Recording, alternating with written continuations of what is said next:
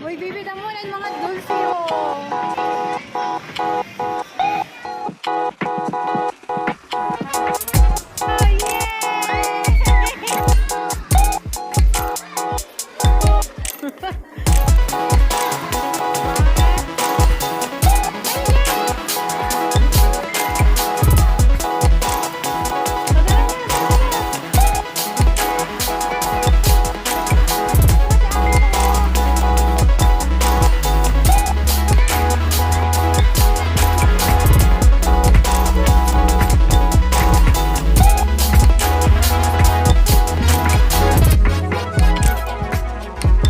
Welcome back sa another vlog, and na-miss ko yung mga ganito. Kausapin yung sarili ko, kausapin kayo, at feel ko mag-feeling vlogger tayo ngayon. So ayun na nga, dahil nga ngayon ay November 18 at birthday nga ni Bibi, kahapon birthday ni Ate Shasha. So hindi pwede kahit bagyo guys, hindi pwedeng hindi kami matuloy papuntang Katarman dahil yan yung pinangako ng kanilang mga magulang.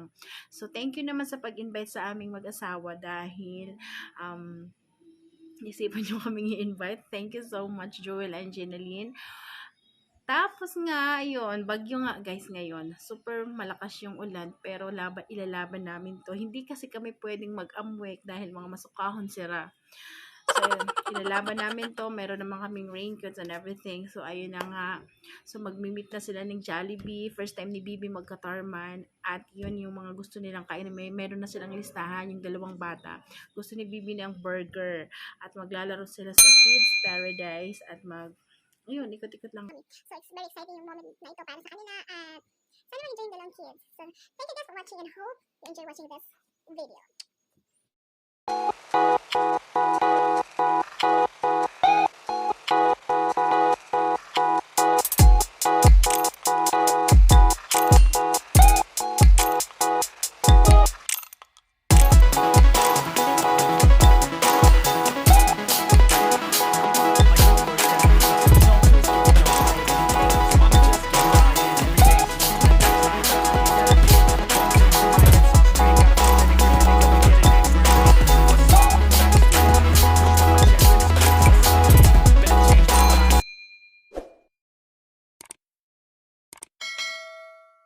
At sa wakas guys, sa kabila ng malakas na ulan, malakas na hangin, finally, thank you Lord, nakarating na rin kami dito sa Gaisano Mall. Nandito na kami sa Jollibee at ayun na nga, tapos na nga si Ginaling mag-order ng mga pagkain namin.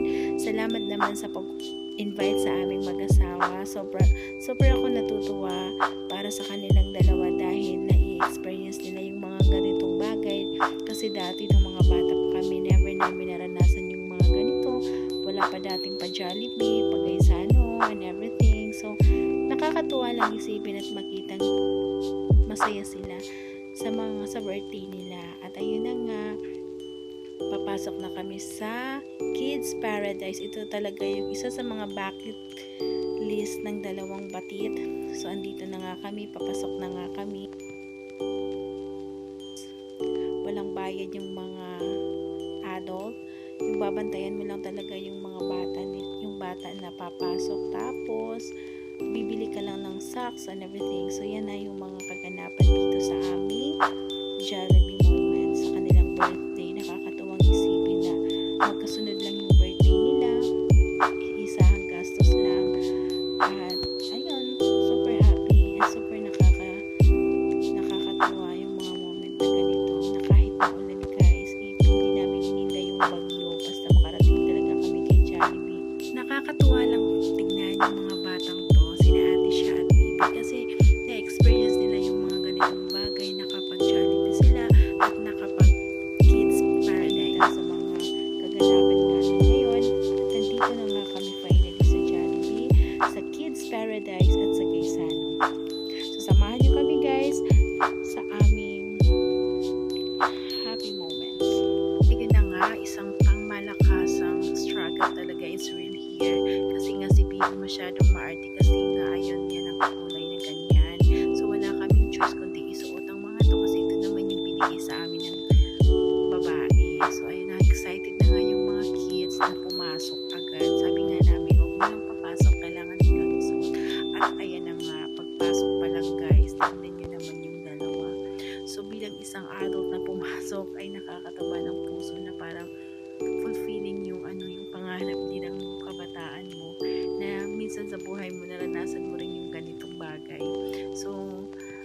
maswerte talaga sila dahil na-experience nila yung mga ganitong bagay. Kasi kami nung mga bata kami, hindi namin experience yung may paganito. Kasi malayo naman talaga sa Maynila. Kasi Maynila lang makakapag. Totoo lang guys, nag-enjoy din